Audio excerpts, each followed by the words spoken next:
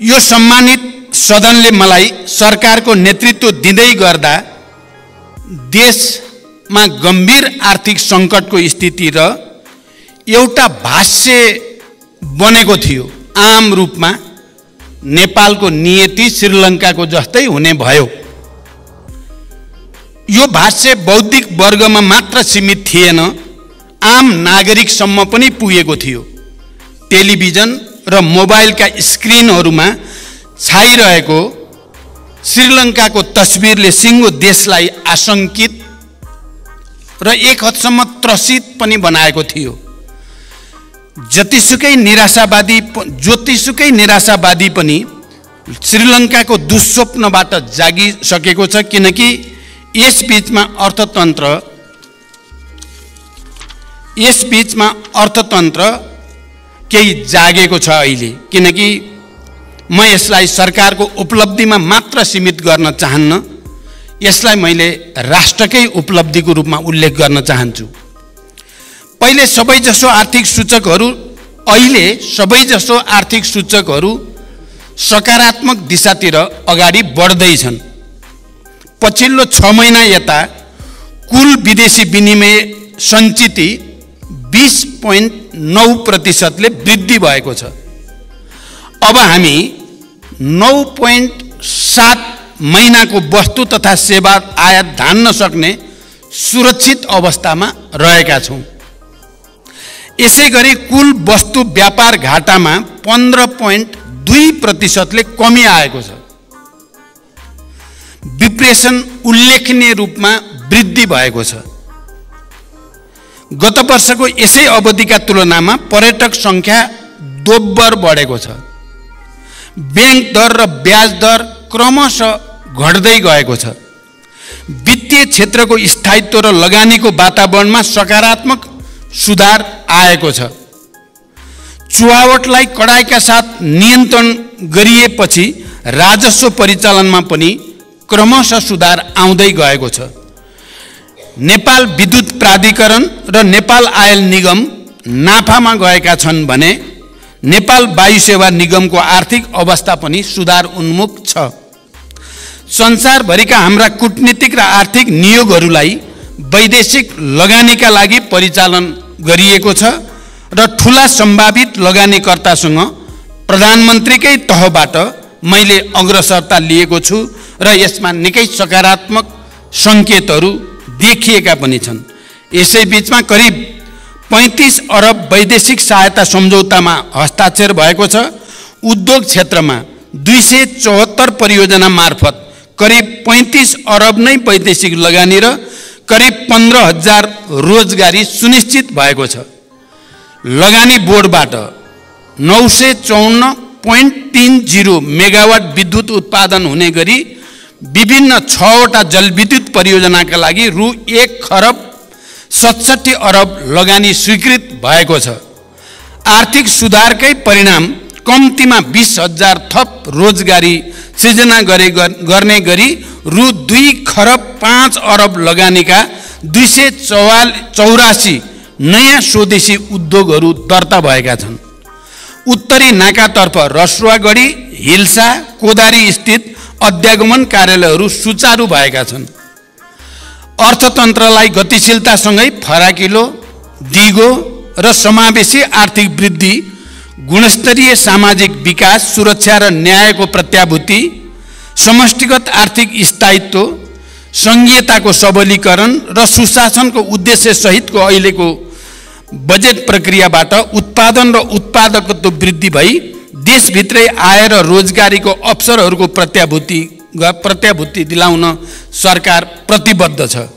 आउँदो वर्ष आर्थिक र सामाजिक पूर्वाधारहरू निर्माण भई उच्च आर्थिक वृद्धिको आधार तयार हुने मेरो विश्वास रहेको छ। सम्माननीय सभामुख महोदय, मैले संसदमा सङ्कल्प गरेको थिएँ, सुशासन सरकारको उच्च प्राथमिकता हुनेछ। मैले सरकारको यस बीचको सबभन्दा ठुलो उपलब्धि व्यवस्थाप्रति जनतामा जगाएको भरोसालाई मानेको छु। मैले नेतृत्व लिँदै गर्दा जनतामा राज्यप्रति र सरकारप्रति जुन निराशा असन्तोष र आवेग थियो। अहिले त्यसमा सुधार भएको छ र यसलाई मैले जनतामा राज्यप्रति र सरकारप्रति भरोसामा जो अभिवृद्धि भएको छ यसबीचको सबैभन्दा ठुलो उपलब्धिको रूपमा मैले मानेको छु। हाई प्रोफाइल व्यक्तिहरू कानुनभन्दा माथि छन् भन्ने आम मनोविज्ञान बनिरहेको थियो। त्यसले जनतामा ठुलो आक्रोश जन्माइ पनि रहेको थियो। त्यो असन्तोषले लोकतन्त्रप्रति नै नकारात्मक धारणा बनिरहेको थियो र नक्कली भुटानी शरणार्थी प्रकरणमा सरकारले गरेको इतिहासकै ठुलो अनुसन्धान र कारबाहीपछि जनतामा विश्वास जाग्न सुरु भएको छ। नक्कली भुटानी शरणार्थी काण्डको सफल अनुसन्धानबाट सरकारले कानुनको सर्वोच्चता मात्र प्रमाणित गरेको छैन, लोकतन्त्रको सर्वोच्चता पनि स्थापित भएको छ। लोकतन्त्रभित्र देखा पर्ने समस्याको समाधान पनि लोकतन्त्रबाट नै प्राप्त हुन्छ भन्ने एउटा ऐतिहासिक मापदण्ड यो पटक राम्रोसँग स्थापित भएको छ। उच्च पदस्थहरू र देशको एउटा वर्ग कानुनभन्दा माथि छ भन्ने निराशावादी मान्यता गलत प्रमाणित हुँदै गएको छ। यो काण्डको सफल अनुसन्धानसँगै अब लोकतन्त्रको सर्भिसिङ र शुद्धिकरण पनि सुरु भएको छ। संसद र आम जनसमुदायलाई म यही रोस्टमबाट विश्वास दिलाउन चाहन्छु, यो शुद्धिकरण यतिमा रोकिने छैन, यो निरन्तर अगाडि बढ्नेछ। हिजोबाट प्रधानमन्त्री निवास नै निल्न खोज्ने ललिता निवास काण्डका अभियुक्तहरू पक्राउ पर्न थालेका छन्। मिटर ब्याजी र सहकारीका ठगहरूमाथि कारबाही सुरु भइसकेको छ। वर्षौंदेखि विकृतिको डुङ्गुर सफा गर्ने सुशासनको यो लडाईँमा मलाई सदन र जनताको अझ धेरै समर्थनको आवश्यकता रहेको मैले महसुस गरेको छु र यो लडाईँमा मलाई सदनको पनि र आम जनताको पनि अझ ठुलो हौसला र सहयोग प्राप्त हुने विश्वास पनि म व्यक्त गर्न चाहन्छु। म संकल्प गर्दछु कि कुनै पनि मूल्यमा विकृतिको यो लडाईँ, विकृतिका विरुद्धको यो लडाईँ अगाडि बढाइनेछ। लोकतन्त्रसँग आफ्ना विकृति सच्याउने सामर्थ्य पनि रहन्छ र सरकार त्यो दिशामा दृढतापूर्वक अगाडि बढेको छ र बढिरहनेछ, म यो विश्वास दिलाउन चाहन्छु। सम्मान्य सभामुख महोदय, पछिल्ला निकै वर्षदेखि किसानले कहिल्यै समयमा मल पाएनन्। मलको हाहाकार हरेक वर्ष समाचारका स्थायी शीर्षक बन्दै आए, तर परिस्थिति भने खासै बदलिएन। मैले विश्वासको मत लिँदै गर्दा सम्मानित सदनमा प्रतिबद्धता जनाएको थिएँ, अब त्यस्तो हाहाकार हुन दिइने छैन। यद्यपि समस्याको पूर्ण समाधान अझै भएको छैन, तर मैले गरेको प्रतिबद्धता भने यस आर्थिक वर्षमा 78,500 मेट्रिक टन रासायनिक मलको आपूर्ति सुनिश्चित भएको छ। यसबाहेक 1,95,900 मेट्रिक टन रासायनिक मल आयात भई 1,45,900 मेट्रिक टन मल अनुदानित मूल्यमा वितरण पनि भइसकेको छ। आगामी आर्थिक वर्षका लागि पनि समयमै रासायनिक मल व्यवस्था गर्न रु 30 अरब रकम विनियोजन गरिसकिएको छ। देशमै मल कारखाना खोल्न लगानी बोर्डले अध्ययन सुरु गरिसकेको छ भने भर्खरैको भारत भ्रमणका क्रममा पनि यो विषय गम्भीर ढङ्गले उठेको छ र जोइन्ट भेन्चरमा फर्टिलाइजर प्लान्टको विकास गर्ने कुरामा सैद्धान्तिक सहमति पनि भएको छ। मेलम्ची खानेपानी आयोजनाका आवश्यक संरचनाहरूको मर्मत सम्मार सम्पन्न भई 12 महिना नियमित पानी वितरणको सुनिश्चितता गरिएको छ। यो अवधिमा विभिन्न आयोजना मार्फत 1,66,000 थप जनसङ्ख्यालाई प्रशोधित खानेपानी प्रत्याभूत गरिएको छ। भूमिहीन दलित र सुकुम्बासीहरूलाई जग्गा धनी प्रमाणपत्र वितरणमा तीव्रता ल्याइएको छ। गरिब पहिचान गरी परिचय पत्र वितरण गर्न थप 13 जिल्लामा तथ्याङ्क सङ्कलन भई विश्लेषण प्रक्रिया सुरु गरिएको छ। महिलामाथि हुने हिंसामा शून्य सहनशीलताको नीति अपनाउँदै राज्यका तर्फबाट पीडितहरूलाई संरक्षण र सहायता गरिएको छ। मुक्त कमैया, मुक्त हलिया, मुक्त कमलरी, हरुवा चरुवा लगायतका समस्याको दिगो र शीघ्र समाधान गर्न सम्बन्धित निकायहरूलाई क्रियाशील बनाउँदै लगिएको छ। सभामुख महोदय, म विस्तृत रूपमा जान चाहन्न, तर सदनलाई यति जानकारी गराउनु मेरो कर्तव्य ठानेको छु कि यस बीचमा भौतिक पूर्वाधार विकासमा उल्लेख्य प्रगति भएको छ। 408 मेगावाट विद्युत उत्पादन क्षमता थपिएको छ। थप 3% जनसङ्ख्यामा विद्युतको पहुँच पुगेको छ भने विद्युतमा 100% जनताको पहुँच हुने सबै आधार तयार भएको छ। राष्ट्रिय स्तरका विकास आयोजना कार्यान्वयनमा देखिएका नीतिगत तथा अन्तर्निकाय समन्वय लगायतका समस्या समाधान गर्न 7 प्रदेशका मुख्यमन्त्री सहित राष्ट्रिय विकास समस्या समाधान समितिको बैठक सम्पन्न भएको छ र दिगो विकासका लागि लक्ष्यका सूचकहरूको पुनरावलोकन गरिएको छ र भने विकास सम्बन्धी बेग्लै कानुन निर्माणको प्रक्रिया अगाडि बढेको छ। अन्तर प्रदेश समन्वय परिषदको बैठक डाकिएको छ र त्यसमा समन्वयलाई अझ सुदृढ गर्ने प्रक्रिया अगाडि बढाइँदैछ। भर्खरको मेरो औपचारिक भारत भ्रमण सफल भएको छ। भ्रमणमा नेपाल र भारत बीच 10 वर्षमा 10,000 मेगावाट विद्युत निर्यात गर्ने गरी दीर्घकालीन विद्युत व्यापार सम्झौतामा प्रारम्भिक हस्ताक्षर भइसकेको छ।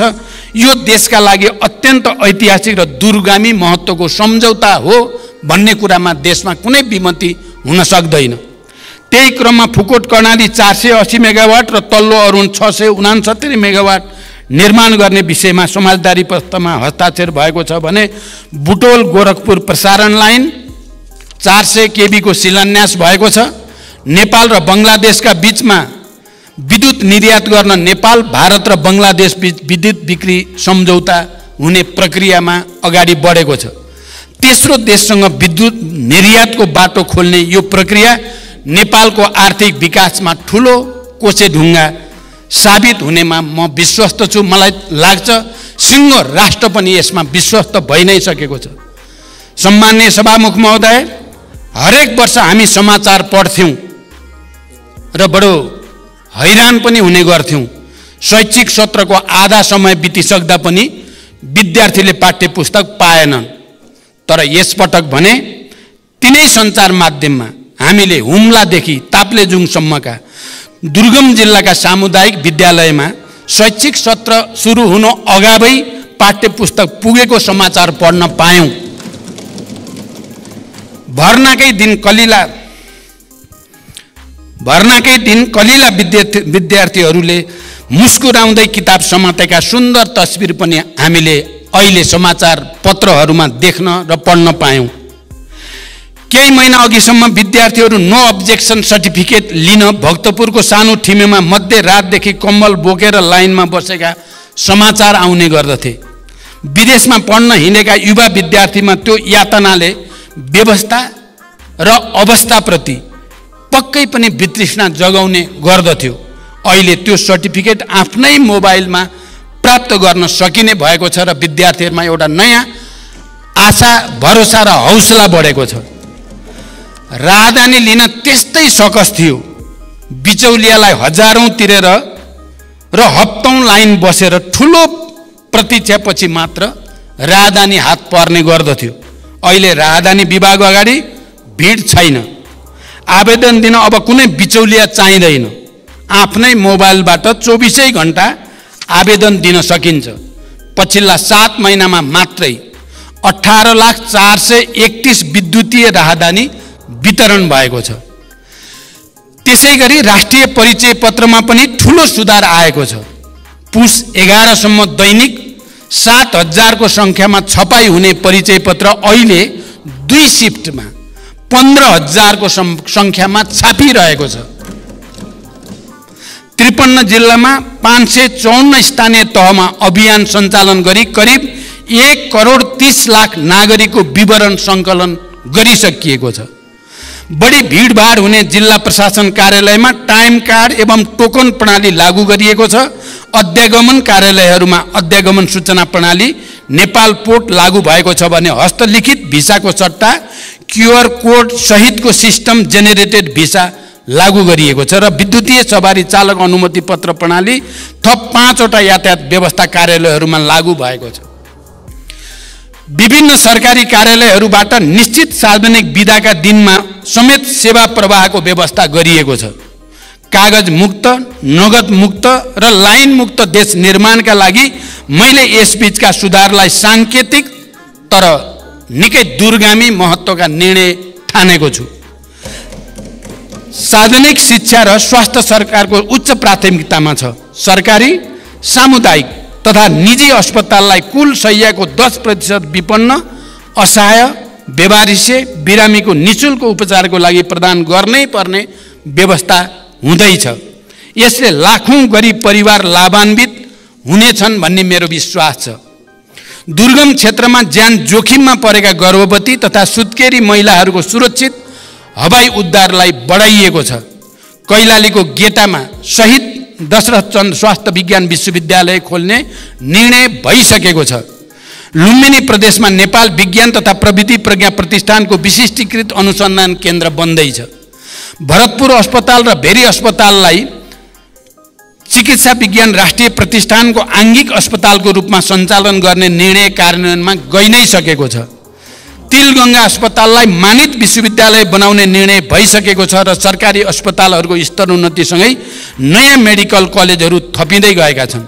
सरकारले प्रदान गर्दै आएका अत्यावश्यक औषधिहरू राज्यका तर्फबाट नै उत्पादन गरी औषधिमा आत्मनिर्भर बन्न नेपाल औषधि लिमिटेड मार्फत तत्कालका लागि 18 प्रकारका औषधि उत्पादनको तयारी भइरहेको छ। स्वास्थ्य सम्बन्धी समस्या सम्बन्धमा परामर्श दिन टेलिमेडिसिन सेवा सुरु भइसकेको छ। आविष्कार, अनुसन्धान र नवप्रवर्धनलाई प्रोत्साहन र प्रवर्धन गर्न छुट्टै कोषको व्यवस्था गरिएको छ। रैथाने शिल्पकला तथा संस्कृति तथा पशुपति हिन्दू विश्वविद्यालय स्थापना तयारीका लागि प्रक्रिया पनि अगाडि बढ्दैछ। मित्र राष्ट्र टर्कीमा गएको विनाशकारी भूकम्पमा सहयोग स्वरूप स्वास्थ्य उपकरण, न्यानो कपडा, बेबी फुड लगायतका 22 टन राहत सामग्री पठाइएको छ। नेपालसँग कूटनीतिक सम्बन्ध स्थापना गरिएका देशको सङ्ख्या 181 पुगेको छ। प्रतिनिधि सभामा 7 र राष्ट्रिय सभामा 2 गरी 9 वटा विधेयक दर्ता गरिएका छन्।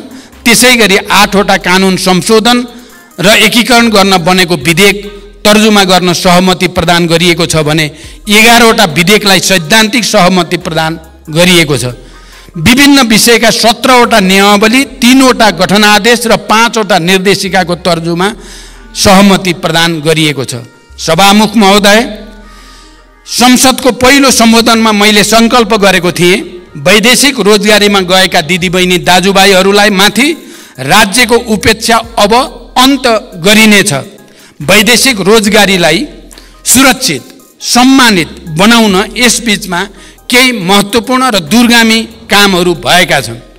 वैदेशिक रोजगारीमा गएका करिब 2 लाख नागरिक केही महिनाकै बिचमा सामाजिक सुरक्षा कोषमा जोडिनु आफैमा एउटा ऐतिहासिक उपलब्धि हो। यसरी आबद्ध व्यक्तिको कदाचित भवितव्यबाट निधन भएमा परिवारलाई पेन्सन र सन्तानलाई शैक्षिक वृत्तिको व्यवस्था गरिएको छ। वैदेशिक रोजगारीलाई अब धेरै हदसम्म झन्झट र बिचौलिया मुक्त बनाइँदै लगिएको छ। श्रम स्वीकृति र पुनः श्रम स्वीकृतिका क्रममा श्रमिकहरूले झेल्दै आएको शास्ति अन्त्य गरिएको छ। पुरै अवधिका लागि श्रम स्वीकृति प्रदान गर्ने र पुनः श्रम स्वीकृतिका लागि नेपाल आउनुपर्ने बाध्यताको अन्त्य गरी विदेशबाट नै अनलाइन प्रणालीबाट स्वीकृति प्राप्त हुने व्यवस्था मिलाइएको छ। यो आफैमा विदेशमा रहेका दिदीबहिनी दाजुभाइहरूका लागि एउटा ठुलो राहत बन्न गएको छ। यसै गरी 753 वटै स्थानीय तहका रोजगार सेवा केन्द्र मार्फत श्रम स्वीकृति सम्बन्धी सेवा प्रदान गरिएको छ। श्रमिकका गुनासो, ठगी र अन्य समस्याहरूलाई तत्परताका साथ सम्बोधन गर्न विदेश स्थित नियोगमा श्रम सम्बन्धी बेग्लै सम्पर्क व्यक्ति तोकिएको छ। श्रम तथा रोजगार मन्त्रालयमा 24 घण्टा गुनासो सुन्ने गरी श्रम कल सेन्टर सञ्चालनमा ल्याइएको छ र त्योसँगै ऱ्यापिड रेस्पोन्स टास्क फोर्स गठन गरिएको छ। यो अवधिमा वैदेशिक रोजगारीको क्रममा मृत्यु भएका 1094 जना मृतकका कामदार परिवारलाई करिब 58 करोड राहत उपलब्ध गराइएको छ। अङ्गभङ्ग भएका 312 कामदारलाई 9 करोड सहयोग प्रदान गरिएको छ। यसबीचमा विदेशी भूमिमा समस्यामा परेका 156 जना नागरिकको उद्धार गरिएको छ। रोजगारीका क्रममा अशक्त भएका कामदारका सन्ततिलाई छात्रवृत्ति स्वरूप 2,33,74,000 रुपियाँ सहयोग उपलब्ध गराइएको छ। सम्माननीय सभामुख महोदय, राष्ट्रिय गौरव लगायत सबै विकास आयोजनालाई छिटो सम्पन्न गर्न निर्देशन र अनुगमन गरिनुका साथै प्रक्रियागत झन्झट हटाउन गम्भीर पहल सुरु गरिएको छ। नतिजाका आधारमा पुरस्कृत र दण्डित दिने नीति लिई आयोजना प्रमुखहरूलाई जिम्मेवार बनाइएको छ। जनयुद्ध तथा विभिन्न जनआन्दोलनका घाइते तथा अपाङ्गहरूको निःशुल्क उपचार, सम्मान तथा जीविकोपार्जनसँग जोडिएका समस्या हल गर्न नीतिगत तयारी अगाडि बढाइएको छ। नेपाल नागरिकता पहिलो संशोधन विधेयक 2079 सम्माननीय राष्ट्रपतिबाट प्रमाणीकरण भई कार्यान्वयनमा आएको छ। यो सँगै अब नेपाली नागरिक आमाबाट नेपालमा जन्म भई नेपालमा नै बसोबास गरेको र बाबुको पहिचान हुन नसकेको व्यक्तिले वंशजको आधारमा नेपालको नागरिकता प्राप्त गर्ने संवैधानिक अधिकार सुनिश्चित भएको छ। गैर आवासीय नेपालीहरूलाई आर्थिक, सामाजिक तथा सांस्कृतिक अधिकार सहितको गैर आवासीय नेपाली नागरिकता प्राप्त गर्ने बाटो पनि खुला भएको छ। नेपाल राजपत्रमा प्रकाशित हुन बाँकी रहेका 8,471 सहितको नामावली नेपाल राजपत्रमा प्रकाशित गरिएको छ। रसुवागढी, हिल्सा, कोदारी स्थित अध्यागमन कार्यालयहरू सुचारू भएका छन्। 22 वटा नयाँ बोर्डर आउटपोस्टहरू स्थापना गरिएका छन्। पोखरा क्षेत्रीय अन्तर्राष्ट्रिय विमानस्थल सञ्चालनमा आएको छ। गौतम बुद्ध अन्तर्राष्ट्रिय विमानस्थलबाट अन्तर्राष्ट्रिय उडानको नियमित गर्ने सम्बन्धमा कार्ययोजना तयार भएको छ।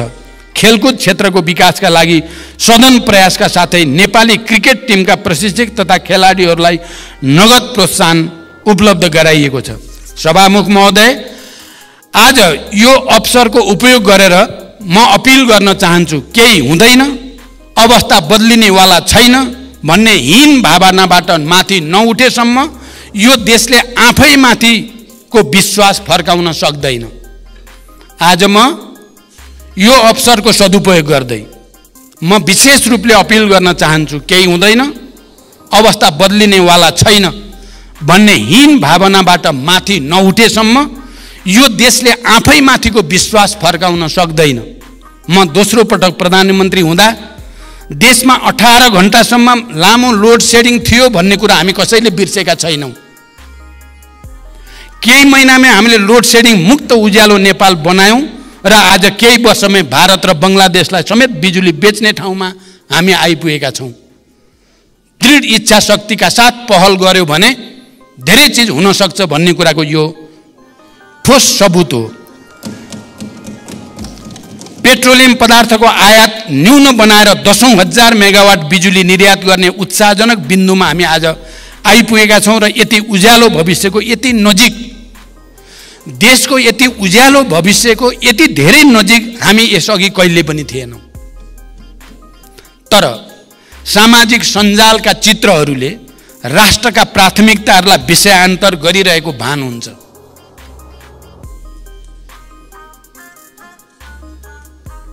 तर सामाजिक सञ्जालका चित्रहरूले राष्ट्रका प्राथमिकतालाई विषयान्तर गरिरहेको भान हुन्छ। हामीले गम्भीर भएर सोच्ने बेला आएको छ। कतै हामी बीच विषय विज्ञता भन्दा, ज्ञान र विवेक भन्दा निन्दाबाजी र आवेगता हाबी हुँदै गएको छैन।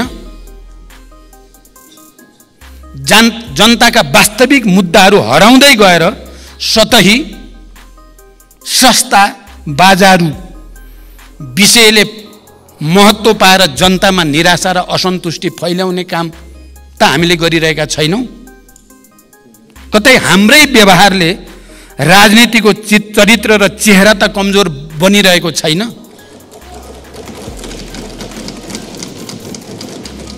यो सत्य हो। लोकतन्त्र अब भावनात्मक आधारले मात्रै सुदृढ हुँदैन, त्यसलाई तथ्यात्मक आधार चाहिन्छ।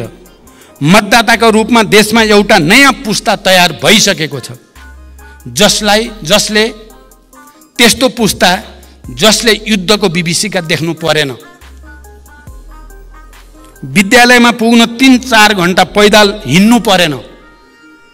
त्यो पुस्ताले यो देशमा कुनै दिन इन्टरनेट टेलिफोन काटेर एयरपोर्ट र सडकसम्म बन्द गरेर देशमा चलाइएको शाही शासन देखेन।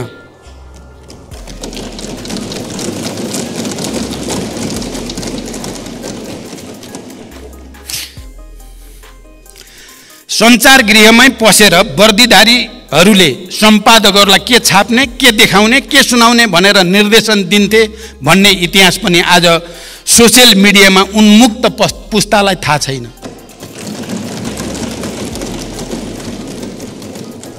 आज त्यो पुस्तालाई हिजो देशमा दुधकै नदी बहन्थ्यो झैँ भन्ने भाष्य खडा गरेर लोकतन्त्रबाट दिग्भ्रमित पार्ने अधिकार हामी कसैलाई पनि छैन।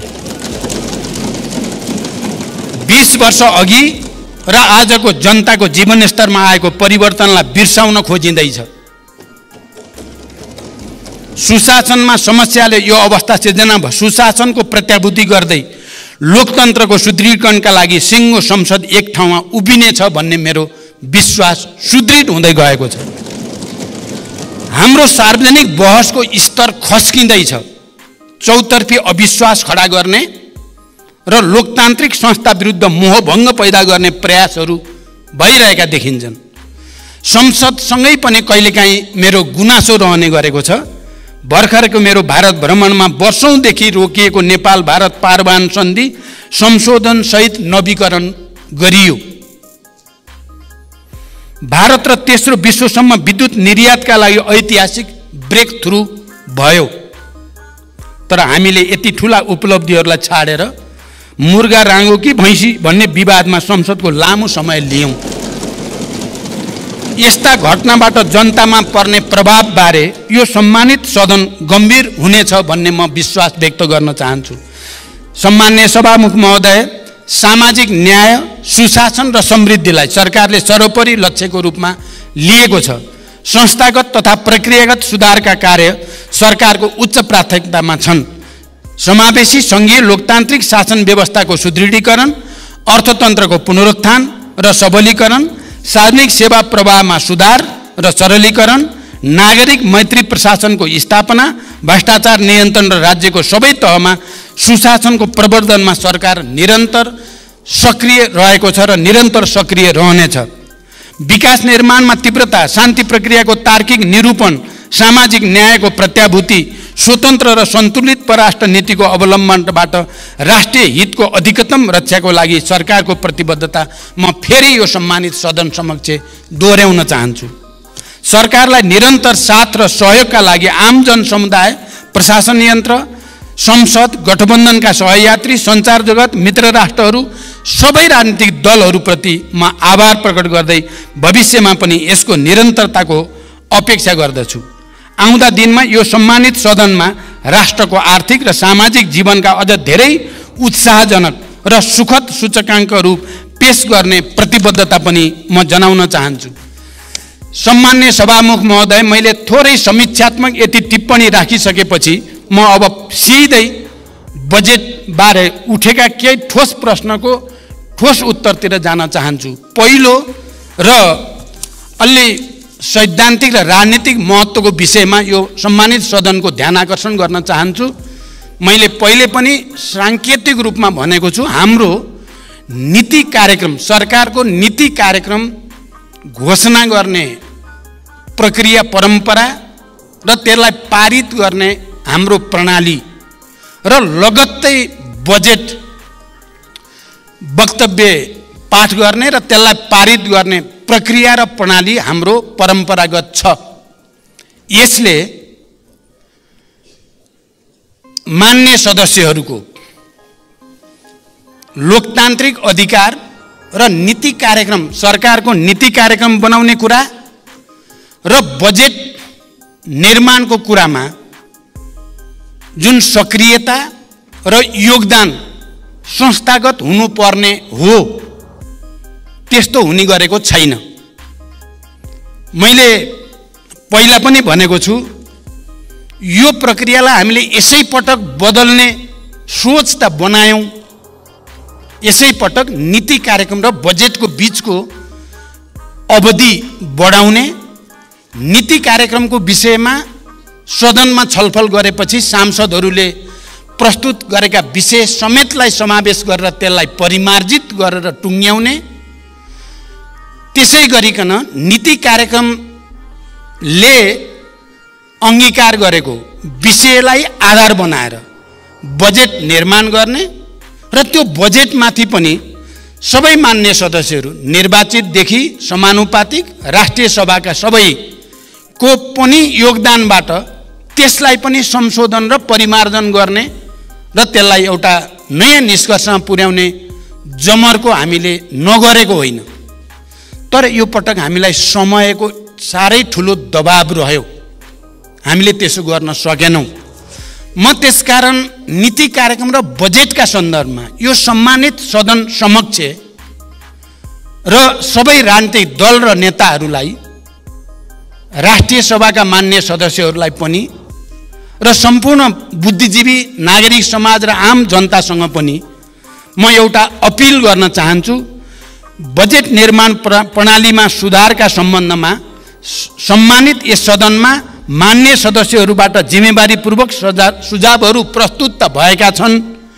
बजेट निर्माण प्रणालीमा सुधार ल्याउनकै लागि आर्थिक वर्ष 2080-81 को बजेट वक्तव्यको बुँदा नम्बर 29 मा आगामी वर्षदेखि मन्त्रालयगत बजेट सीमा निर्धारण भए पश्चात फागुन मसान्तभित्र विनियोजन विधेयकका सिद्धान्त र प्राथमिकता संघीय संसदमा पेश गर्ने व्यवस्था मिलाइनेछ। यसबाट विनियोजन विधेयकका सिद्धान्त र प्राथमिकता उप पर्याप्त छलफल गरी मान्य सदस्यहरूबाट प्राप्त मार्गदर्शन र सुझावका आधारमा यथार्थपरक बजेट तर्जुमा गर्न सघाउ पुग्ने विश्वास लिएको छ भन्ने विषय प्रस्तुत गरेको छु। बजेट निर्माणमा सांसदको कुनै पनि भूमिका नभएको आजसम्मको बजेट निर्माण गर्ने प्रणालीलाई परिवर्तन गर्दै आगामी वर्षदेखि बजेट निर्माण गर्ने कार्यमा प्रतिनिधि सभाका प्रत्यक्ष निर्वाचित सांसदको संयोजकत्वमा सम्बन्धित क्षेत्रका अन्य सांसदहरू समानुपातिक समेत राष्ट्रिय सभाका पनि सांसदहरू समेतको सल्लाह अनुसार बजेट निर्माण गर्ने परिपाटी सुरु गर्ने सम्बन्धमा सम्मानित सदनमा प्रतिबद्धता व्यक्त गर्दछु र यसमा सबैको सहयोगको निम्ति म हार्दिक अपिल र अनुरोध पनि गर्न चाहन्छु। यसले हाम्रो असफल भइसकेको विकास प्रक्रियालाई, नीति कार्यक्रम र बजेट निर्माण प्रक्रियालाई सुधार गर्नेछ र त्यसले देशलाई नयाँ गति दिनेछ भन्ने म विश्वास पनि व्यक्त गर्न चाहन्छु। संविधानमा व्यवस्था भएका मौलिक हकको संरक्षण र कार्यान्वयन गर्नु राज्यको प्रमुख दायित्व हो। नागरिकले प्रत्यक्ष महसुस गर्ने गरी संविधानमा उल्लेखित मौलिक हकको कार्यान्वयन गर्न सरकार सदैव अग्रसर छ। यसका लागि आवश्यक कानुनहरूको तर्जुमा गरिनुको साथै सरकारको आवधिक योजना तथा वार्षिक कार्यक्रम मार्फत कार्यान्वयनमा जोड दिएको बेहोरा यस सम्मानित सदनमा जानकारी गराउन चाहन्छु। संविधानत नेपालको राष्ट्रिय एकताको प्रतीकका रूपमा सम्मानित राष्ट्रपति संविधानको पालक र संरक्षक मानिएको छ। सम्मानित राष्ट्रपति संस्थाले नेपालको संविधान, संघीय कानुन एवं नेपाल सरकार मन्त्री परिषदको सिफारिस समेतका आधारमा नेपाली जनताको सर्वोत्तम हित र कल्याणका लागि संविधान र संघीय कानुन बमोजिम कार्य सम्पादन गर्दछ। राष्ट्रपतिले आफ्नो पदीय काममा सहयोग पुर्याउन राष्ट्रपति र उपराष्ट्रपतिको पारिश्रमिक तथा सुविधा सम्बन्धी ऐन 2074 मा बढीमा 7 जना विज्ञ नियुक्त गर्न सक्ने कानुनी व्यवस्था भए पनि 5 जना विज्ञ मात्र नियुक्त भई कार्यरत हुनुहुन्छ। म यो जानकारी गराउन चाहन्छु। प्रधानमन्त्री तथा मन्त्री परिषदको कार्यालयको सुधारको सम्बन्धमा मान्य सदस्यहरूले दिनुभएको सुझाव सान्दर्भिक र महत्त्वपूर्ण रहेका छन्। नेपाल सरकार कार्यविभाजन नियमावली अनुसार यस कार्यालयले मुख्यतः नेपालको शासन व्यवस्थाको सामान्य निर्देशन, नियन्त्रण र सञ्चालन तथा सङ्घ प्रदेश र स्थानीय तहको समन्वय र सहजीकरण गर्ने, सरकारी निकायका काम कारबाहीको समन्वय, अनुगमन र सहजीकरण, सुशासन प्रवर्धन एवं प्रशासनिक सुधार जस्ता महत्त्वपूर्ण जिम्मेवारी वहन गर्दै आएको छ। नेपालको संविधान बमोजिम प्रधानमन्त्री र मन्त्री सामूहिक रूपमा संघीय संसदप्रति उत्तरदायी हुने र आफ्नो मन्त्रालयको कामका लागि व्यक्तिगत रूपमा प्रधानमन्त्री र संसदप्रति उत्तरदायी रहने व्यवस्था रहेको छ। प्रत्येक विभागीय मन्त्री र आफ्नो मन्त्रालयको कार्यप्रति प्रधानमन्त्रीप्रति समेत उत्तरदायी रहेर कार्य सम्पादन गरिरहेको जानकारी पनि म गराउन चाहन्छु। मन्त्रालयका काम कारबाही प्रधानमन्त्रीसँगको समन्वयमा नै सम्पादन भइरहेका छन्। सबै मन्त्रालय तथा निकायहरूलाई उपलब्ध स्रोत साधनको सीमाभित्र रही सन्तुलित विभाजनको प्रबन्ध गरिएको छ। प्रधानमन्त्री तथा मन्त्री परिषदको कार्यालयको भूमिका र कार्यक्षेत्रलाई थप प्रभावकारी बनाउन रणनीतिक योजना तयार गरी सङ्गठन तथा व्यवस्थापन सर्वेक्षणको कार्य अन्तिम चरणमा पुगेको जानकारी गराउन चाहन्छु। रणनीतिक योजना र सङ्गठन तथा व्यवस्थापन सर्वेक्षण प्रतिवेदनका आधारमा प्रधानमन्त्री तथा मन्त्री परिषदको कार्यालयको पुनर्संरचना गरिनेछ।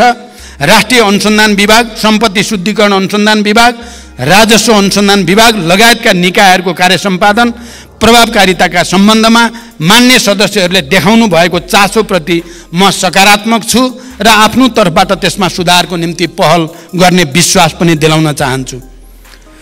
योग्यता, क्षमता र निकायगत कार्य प्रकृतिको आधारमा प्रधानमन्त्री तथा मन्त्री परिषदको कार्यालयका साथै मन्त्रालय निकायमा सचिव लगायत सबै कर्मचारीहरूको पदस्थापन तथा सरुवा गर्ने व्यवस्था मिलाइएको छ। कर्मचारीलाई उत्प्रेरित गराउँदै कार्य सम्पादन स्तरका आधारमा आफ्नो कामप्रति उत्तरदायी बनाउने र प्रोत्साहन तथा दण्डको नीति लिइएको छ। मैले सरकारका उच्च पदस्थ पदाधिकारीहरूलाई जनताप्रति उत्तरदायी भई कार्य सम्पादन गर्न कडा निर्देशन दिँदै आएको छु। कुनै अमुक निकायमा पदस्थापन तथा सरुवा भई जान जोडबल गर्ने र कुनै निकायका पदहरू लामै समयसम्म रिक्त रहने परिपाटीको छिटै अन्त्य गरिँदैछ। प्रधानमन्त्री तथा मन्त्री परिषदको कार्यालयमा रहेको एक्सन रुमको प्रयोग गरी राष्ट्रिय गौरवका तथा ठुला आयोजनाको नियमित अनुगमन गर्ने र प्रदेशसँग समन्वय गर्न सुरुवात गरिएको छ। आज बिहान मात्रै पनि मैले यसै प्रविधिको प्रयोग गरी एक्सन रुमको प्रयोग गरी आज बिहान मात्रै मैले सुनसरी मरिन डाइभर्सन र बबई डाइभर्सन आयोजनाको हेडवर्क्सको अनुगमन गरेँ र त्यो प्रभावकारी हुने विश्वास पनि महसुस गरिएको छ। सङ्घीय मन्त्री परिषद अझै सानो बनाउनु पर्छ भन्ने मान्यज्यूहरूको सुझावमा म आफू सहमत छु। यस विषयमा संसदमा रहेका सबै राजनीतिक दलबीच छलफल गरेर साझा सहमति निर्माण गर्न आवश्यक छ। राष्ट्रिय योजना आयोगलाई सरकारको विशिष्टीकृत संस्थाको रूपमा विकास गर्दै यसको भूमिका थप प्रभावकारी बनाउन पुनर्संरचना गर्ने तयारी रहेको पनि म जानकारी गराउन चाहन्छु। सार्वजनिक सेवा वितरण प्रणालीमा देखिने जनताका गुनासोलाई सम्बोधन गरी सार्वजनिक सेवालाई थप जिम्मेवार बनाउन तथा आम नागरिकका समस्यालाई समयमै सम्बोधन गर्न प्रधानमन्त्री तथा मन्त्री परिषदको कार्यालयमा 2068 कार्तिक 17 गतेदेखि हेलो सरकार सञ्चालनमा आएको हो। नागरिकका गुनासा सिधै प्रधानमन्त्रीसम्म पुग्ने र तत्काल सम्बोधन हुने गरी एक संयन्त्र हुनुपर्छ भन्ने अवधारणामा यो आधारित रहेको छ। पछिल्लो समयमा सामाजिक सञ्जाल र नागरिक एपको माध्यमबाट प्राप्त हुने गुनासो पनि सम्बोधन भइरहेको यहाँहरूलाई अवगत गराउन चाहन्छु। विद्युतीय पोर्टल मार्फत नेपाल सरकारका सबै मन्त्रालय, केन्द्रीय निकाय तथा तिनै तहका सार्वजनिक निकायहरूको काम कारबाहीका बारेमा प्राप्त हुने जनगुनासोको व्यवस्थापन गर्न प्रभावकारी देखिएको यो प्रणाली सुसञ्चालनका लागि स्रोत साधनको अभाव हुन दिइने छैन। सम्पत्ति शुद्धिकरण र आतंकवादी क्रियाकलापमा वित्त परिचालन विश्वव्यापी समस्याको रूपमा रहेको छ। विश्वव्यापी सम्पत्ति शुद्धिकरण र आतंकवादका बीच वित्त परिचालनबारे निगरानी गर्ने संस्था फाइनेन्सियल एक्सन टास्क फोर्सले तय गरेका 40वटा परिसूचकका आधारमा रहेर एसिया पेसिफिक ग्रुपसँगको सहकार्यमा नेपालको पारस्परिक मूल्याङ्कनको कार्य भइरहेको छ। यस संस्थाको निकट भविष्यमा नै हुने बैठकमा सम्पत्ति शुद्धिकरण निवारण र आतंकवादी क्रियाकलापमा वित्त परिचालनका सम्बन्धमा नेपालले गरेका कार्यहरूको प्रगतिबारे प्रस्तुत गरी अन्तर्राष्ट्रिय समुदायलाई आश्वस्त गराइँदैछ। नेपाल भारत बीचको सीमा समस्या सम्बन्धमा मेरो हालै सम्पन्न भारत भ्रमणका क्रममा गम्भीर छलफल भएको छ र भारतीय प्रधानमन्त्री श्री नरेन्द्र मोदीजीबाट प्रतिबद्धता व्यक्त गर्नुभएको विषय मैले यस सम्मानित सदन समक्ष जानकारी पहिले नै गराइ नै सकेको छु। स्वच्छ र निष्पक्ष रूपमा निर्वाचन गराउनु निर्वाचन आयोग र सरकारको कर्तव्य हो। निर्वाचन आयोगले प्रत्येक निर्वाचनमा राजनीतिक दलले गर्न पाउने खर्चको सीमा तोकेको छ, साथै निर्वाचन आचार संहिताको समेत व्यवस्था गरेको छ। निर्वाचन कानुन तथा आचार संहिता विपरीत भएका कार्यमा कानुन बमोजिम कारबाही पनि गरिएको छ। सबै राजनीतिक दलसँग सहकार्य गरी स्वतन्त्र, निष्पक्ष र भयरहित वातावरणमा निर्वाचन गराउन सरकार प्रतिबद्ध छ। खोप विश्वविद्यालयको सन्दर्भमा मान्यज्यूले उठाउनु भएको विषयलाई कानुन बमोजिम सहजीकरण गर्न सम्बन्धित निकायलाई निर्देशन दिइएको जानकारी गराउन चाहन्छु। सम्मान्य सभामुख महोदय, आर्थिक वर्ष 2080-81 को बजेट तथा कार्यक्रममाथि छलफलको क्रममा मान्य सदस्यहरूले उठाउनुभएका विषय, राख्नुभएका जिज्ञासा र दिनुभएका रचनात्मक सुझावका लागि फेरि एकचोटि हार्दिक धन्यवाद भन्न चाहन्छु। यस सम्मानित सदनमा उठेका विषय र प्राप्त सुझावहरूलाई सरकारको कार्य सम्पादन र नीति निर्माणमा यथोचित सम्बोधन गरिने प्रतिबद्धता पनि व्यक्त गर्न चाहन्छु। आगामी दिनमा पनि मान्य सदस्यहरूबाट रचनात्मक सुझाव, मार्गदर्शन प्राप्त हुने विश्वास व्यक्त गर्दै मैले आफ्नो प्रस्तुति टुङ्ग्याउँछु। धन्यवाद। अभिवादन।